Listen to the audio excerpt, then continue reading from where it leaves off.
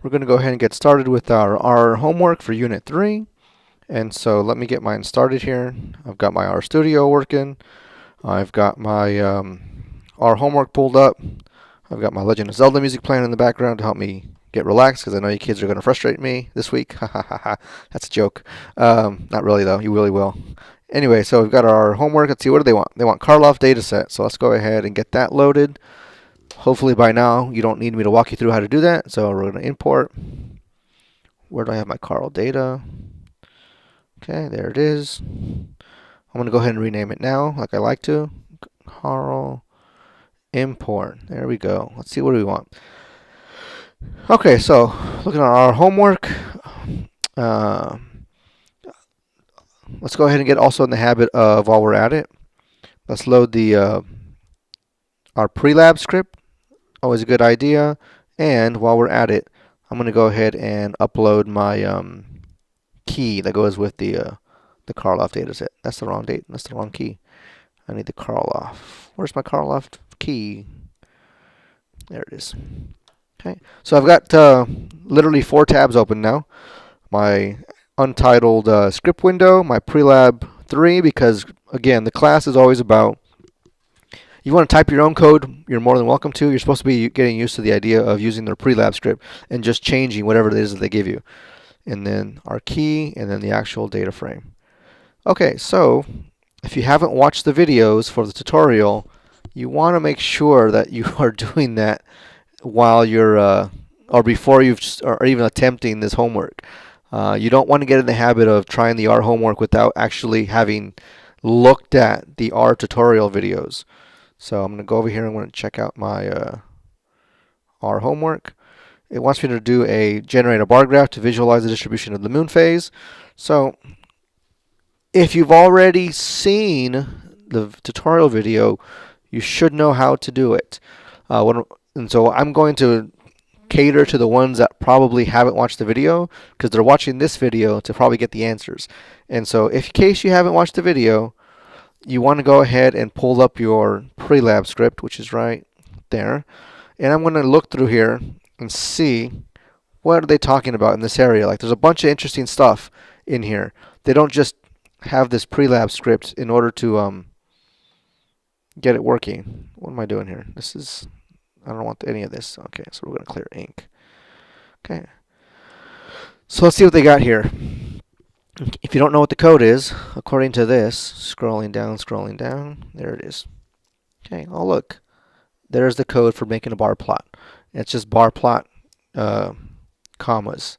And so I'm pretending to be one of my wonderfully lost students. And so I would just say, like you guys would probably do, hashtag create bar plot of, what was it? Bar plot of what? Moon phase. And so if I was one of my kids here, I'd do this. I would say Carl $ moon phase, right? Is what you're all thinking. Well, the answer is no. I knew this ahead of time. Like, that's not the way the bar plot works. And so you're going to have a problem if you haven't studied this unit about how the bar plot and the two-way tables and the prop tables, in case you haven't practiced it, you're going to have a problem. The problem is, look at Carl moon phase. So if I look at the actual thing here, Carl moon phase is right here.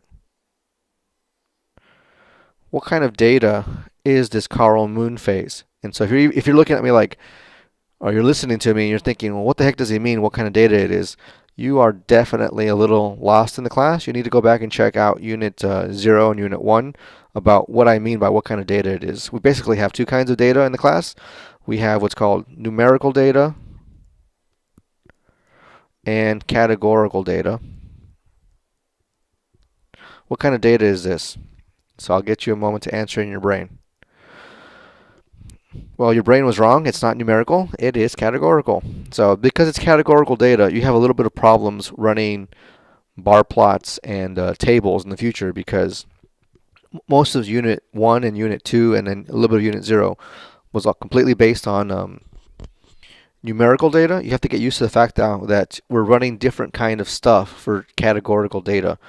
And so because it's categorical data, is my point, is we can't just type it in to this RStudio here.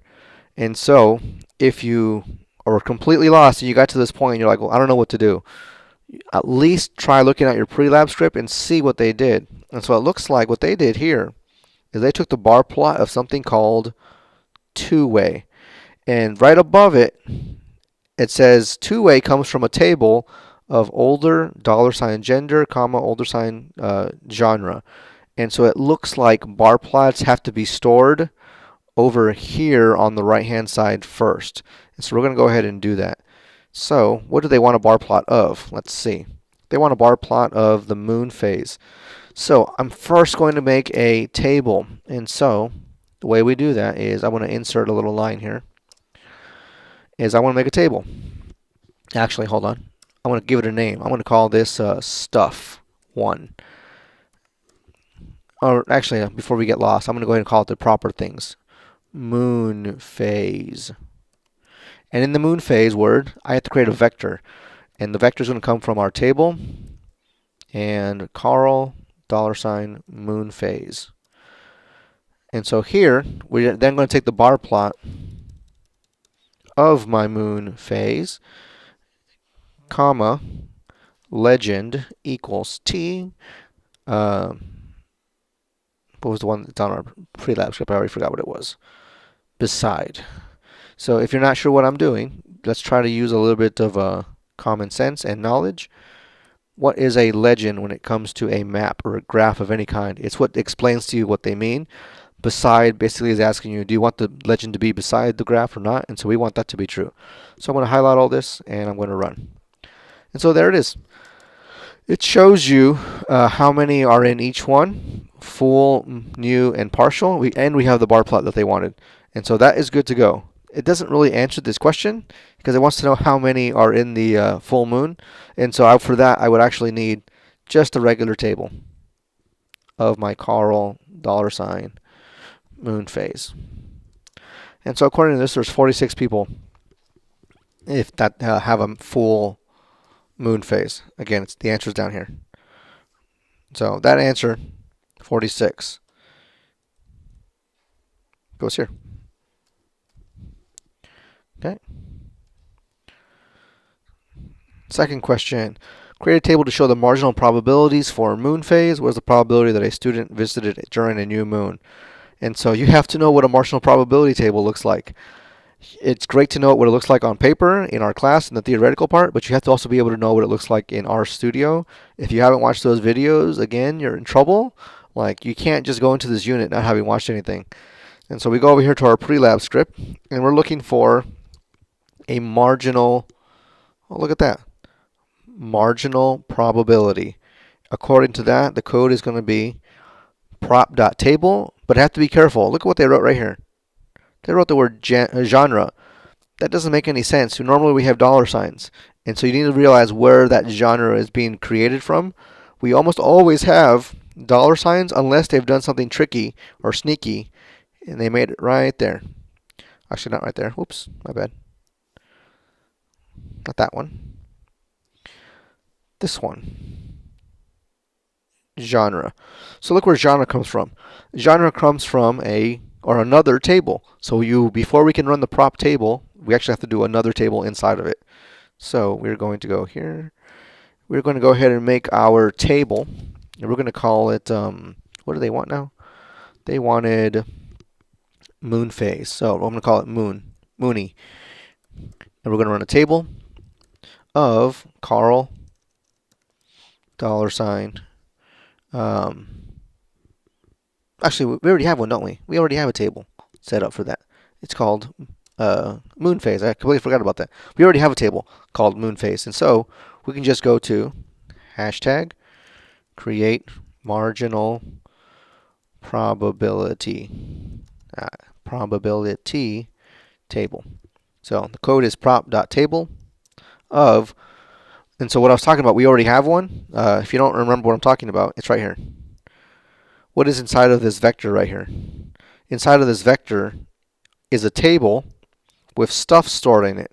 There's 46, there's 30, and there's 24. That's where those numbers come from. So in the future, in case you're not sure, it's trying to tell you how many are in there on this bar plot that we just made a little while ago. Anyway, so we already have a vector set up. It's called moon phase. Okay. And so I'm going to select, run. And there's our marginal probabilities. And so it's telling you what the probability is of full, of new, and of partial. So let's put our theoretical part into use instead of just doing RStudio. What do these numbers represent? The first one here is P, the probability of full, is equal to 0.46. The probability of new is equal to 0.30, and the probability of partial is 0.24. Again, forgive the handwriting. You guys all know by now that I don't have good handwriting. But what would happen if I added all these up? What should that equal? That should equal 1, 100%, or a probability of 1. And so you want to make sure that these numbers right here, when I add them all up, equal 1. And so the number that they want is, let's see, what is it? They want the probability of new moon. So the new moon is 0.30. So no problem, 0.30. Okay.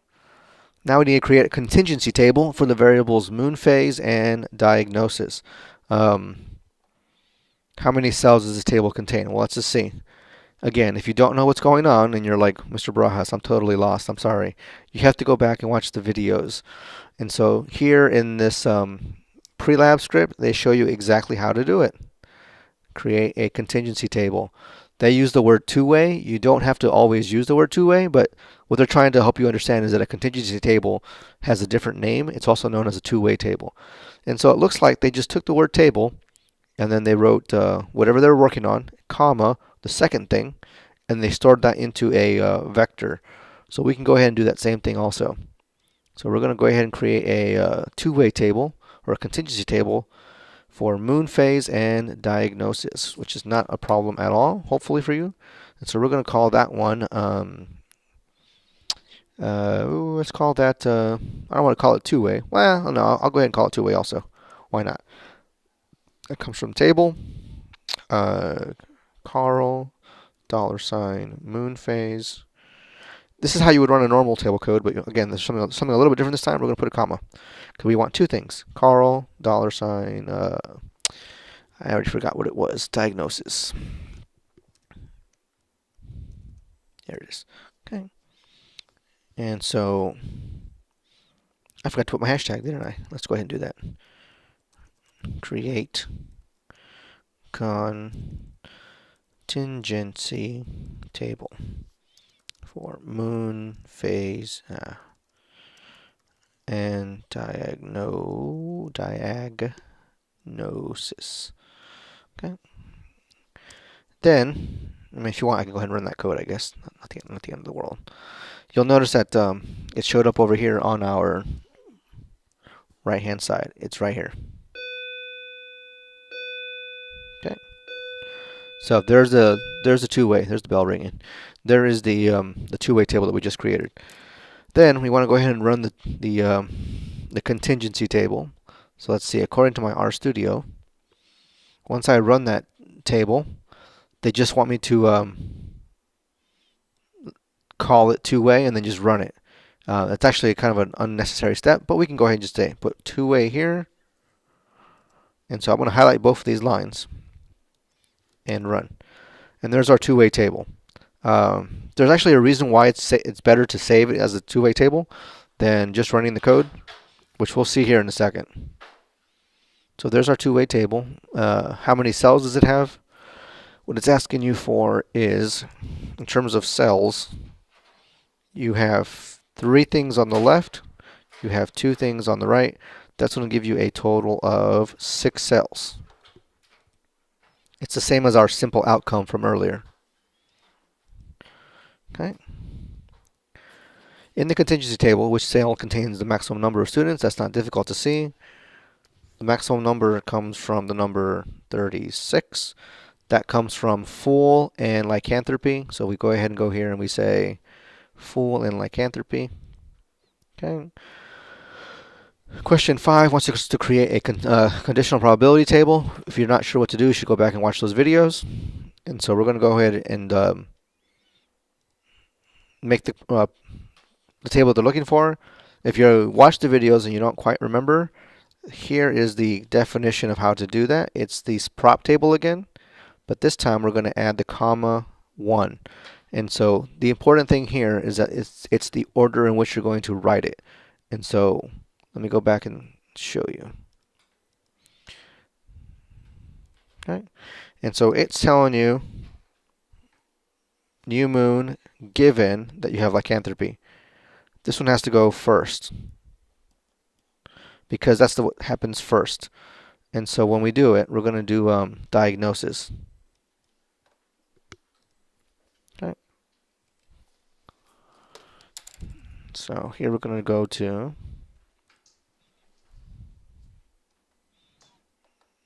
I'm going to go ahead and flip these around.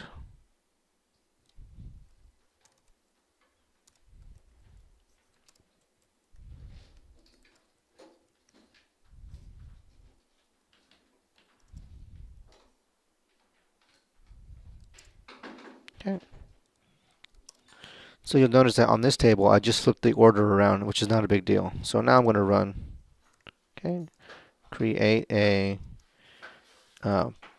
prop table for probability of A given B. So prop table 2-way, comma 1. Okay, so when I run that table, it gives me the numbers. Here's all the probabilities of something happening. And so this is how you read this table. The first row, that is the probability. This entire first row is this. So that means that this is the probability of being a lycanthropy, and then this is full. That's the probability of lycanthropy and being new. So we want this number right there. Okay. So the probability of being new moon given that you're lycanthropy is again the probability of being new moon given that you are lycanthropy is this box right there. So it's 0.1864, which, let's see, they want it to 2 decimal places to be 0.19.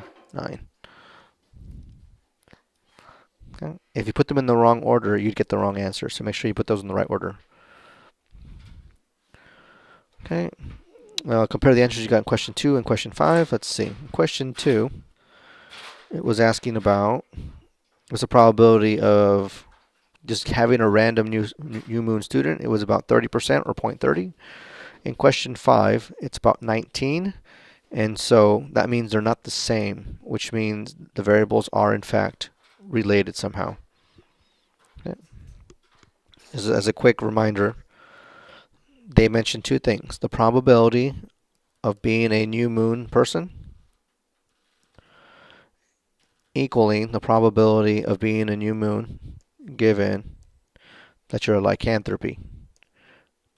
Did those 2 equal? Since it's no, they did not equal, that means that they are not independent. Because they're not independent, this means that they are related. It's always a yes-no combination. Not independent means related. Not related means yes, independence. Okay. So now this has to do with being full moon only. So we're going to go ahead and limit our data set to only full moon students. So we're going to call him full. But this has to do with the overall data set. So we're going to go back to Carl. Carl brackets Carl dataset moon phase equal full. At this point, you should be getting faster at this, hopefully. Okay. And so, every question comes only from the full. So what's the probability that a moon phase student is a sophomore? I'm going to run a probability table. So we're going to make a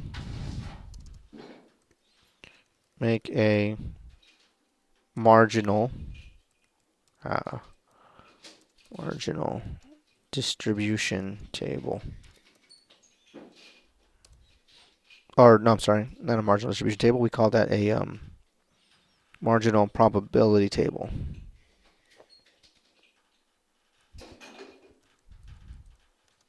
Okay, we just did that like 10 lines up. So we're gonna call him Soph. No, we're gonna call them class. Remember, you can't run the prop table on an actual table. You have to save your table somewhere else. If you don't understand that phrase, you probably need to go back and watch the videos. So we need a table of full $ class. Okay. I then go ahead and I run that. Okay. Then I go to prop dot table of class, and there it is. Here are my probabilities. Remember, all of these numbers here, just so that you understand, these are for only full. I misspelled full. These are only for full moon students. And so the probability of them getting a sophomore is right there, 0.217. 0.217, what was the number? 21739. So it should be 2.174. Okay. And so now they want a probability that a full moon student is not a full-time student. Same idea. I'm just going to make a different table. So make a marginal probability table. This time we want full students. We're going to call him full student, just because I already have a full one. I don't want to get confused. This comes from table full $. There's a table here, or a variable called full-time. Prop dot table of full student, highlight. Oops, I forgot to do one thing. I have to run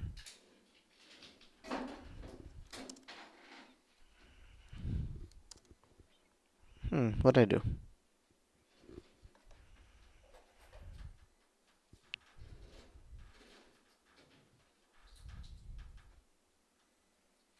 Oh, I misspelled it. That's my mistake. Look at that. That's what I was doing. I kept misspelling it. Okay. You see how spelling is important? Even I make mistakes sometimes. Not a student, right there. 0.304. 0.30443. 0.3043. I believe is the number. 0.3043. Okay. So that leaves you with 2 questions. I'm not answering those, and so go ahead and work on the rest of this on your own. This video should hopefully help you with the concepts of our homework. If it doesn't, you need to go back and watch the videos on your own.